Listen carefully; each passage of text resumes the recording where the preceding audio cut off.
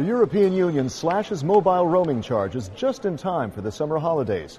What can it mean for you now and in the future as Europe's telecom sector adjusts to the new reality? Hello, I'm Chris Burns, and welcome to People First, the EPP Group's program on issues with impact on people like you. Also on this program, we'll take a look at the long fight to slash roaming fees and what the next steps are in the quest to eliminate those charges altogether, and how this legislation is the first to limit data roaming charges. Joining us to discuss the issue and to answer your questions is Angelika Niebler of the EPP Group. You were the rapporteur on this latest legislation. It must be quite a sense of accomplishment getting that done. Well, it was hard work, but we, in Parliament, we all agreed that we have to do something in order to cut the prices down. But our overall aim, of course, is that in a couple of years we will not have any roaming charges in the European Union. Yes, we'd like to talk about that a little bit later. Let's first begin with our report on roaming, which looks at those rules now as of July 1st and where we got there, how we got there.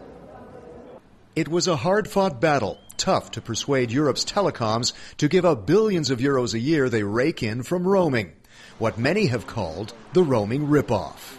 The new rules approved by the European Parliament will cut roaming charges for mobile phone calls to 29 cents a minute in July this year and to 19 cents by July 2014. Charges for mobile roaming downloads, which were as much as €4 a megabyte in 2009, are now capped at 70 cents and will fall to 20 cents from July 2014.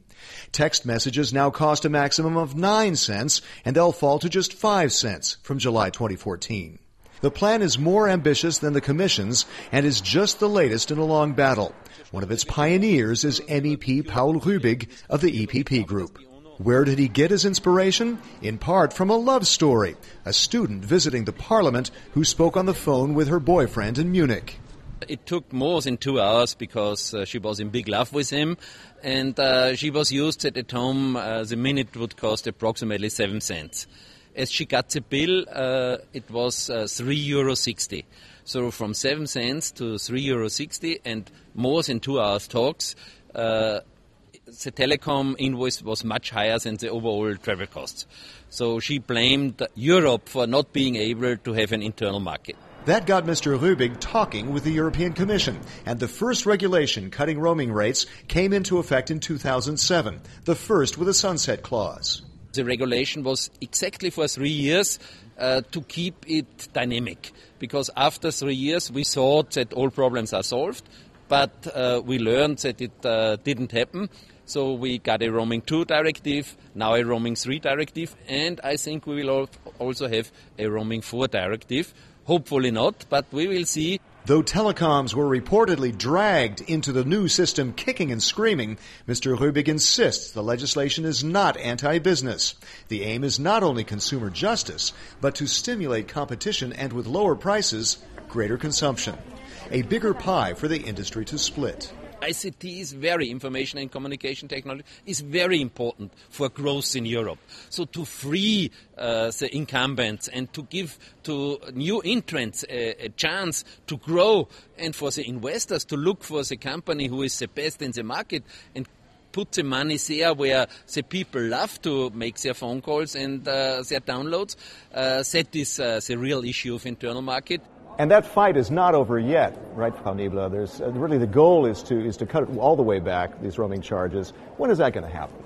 Well, you're perfectly right. I think we are all happy about the success which we had with roaming 1 and roaming 2, and we are now really looking forward, in particular with regard to data roaming, to cut the prices down.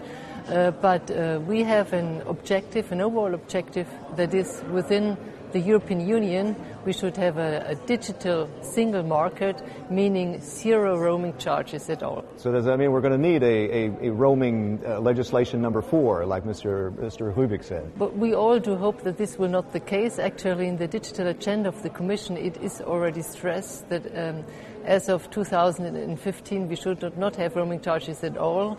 We have arranged for a review clause in the regulation for 2016. And then we will see and try to find out how the charges are. And we hope that by way of having more competition in the market, we at the end of the day have a situation that, roaming is not an issue anymore. So already a 5-year-long battle. It's still a work in progress. Let's hear from some of the people out there, the questions they have about it. Hello, my name is Gaia Angelini. I come from Italy and I live in Belgium. And I'm very interested in the roaming issue. Since I work at international level and traveling all the time and need to access a cheap fare, and so far it has been very expensive, especially living in Belgium. I would like to know if the new regulation which entered into force has loopholes that would allow companies to overcome the new established fare, or if it is a straightforward regulation. So actually, I've been reading about this. There are some articles talking about how the roaming ripoff is continuing. There are some telecoms bundling services, and that's how they keep people paying perhaps too much on some services. What should the consumer be watching out for? Well, the consumer should be aware of the fact that, every operator has to offer a euro tariff. With these really good prices, which we agreed with between Council and Commission. Of course, we cannot regulate all packages and all ways of offerings, but if you know and if you're aware of the fact that you have at least one tariff which allows you for cheap prices, then you should take care of that and should ask your provider also to offer you that tariff. So in other words, caveat emptor, watch out, compare, shop, comparison shop, that's how it's going to work. Absolutely. Okay, good. There's another Vox Pop question here, from another Italian who's on the move. Hi, I'm Giulia. I'm Italian. I just moved to Brussels a couple of months ago. And I would like to ask whether this will affect all my roaming abroad, because I travel a lot and for me it's very important. And if the phone calls and the internet especially are going to be cheaper when I'm going to be abroad. Well, now, what she was indicating, and I spoke with her a bit more, is the services and calls outside of the EU. When you go traveling outside of the EU, how can you be protected there? Well, what we can't do is that we arrange for price caps outside the European Union area. So that's not possible, unfortunately. But what we agreed is that, these transparency obligations for the providers, this should also be valid and taken into account when you use your mobile phones, your smartphones outside of the euro. So if you, for instance, if you have already been charged for 50 euros for one dialogue, then the operator is obliged also to deliver you that information by sending you an SMS saying that 50 euro are now on your bill already. Do you want to continue or do you let it be? So good. That follows along to another Vox Pop question we have about the transparency he'd like to know. Bonjour, je m'appelle Antonio da Silva, je suis belge. Et ma question est-il possible que tous les opérateurs affichent le crédit pendant qu'on appelle sur l'écran du téléphone? So there's another consumer wondering about how he can really know what his telephone bill is going to look like and how much he can see on his phone. Well, again, we tried the utmost. On the one hand, we want to regulate what we can regulate in order to have a good bargaining also for the consumer, which is in our EPP's interest. But on the other hand, you cannot regulate everything. Yeah?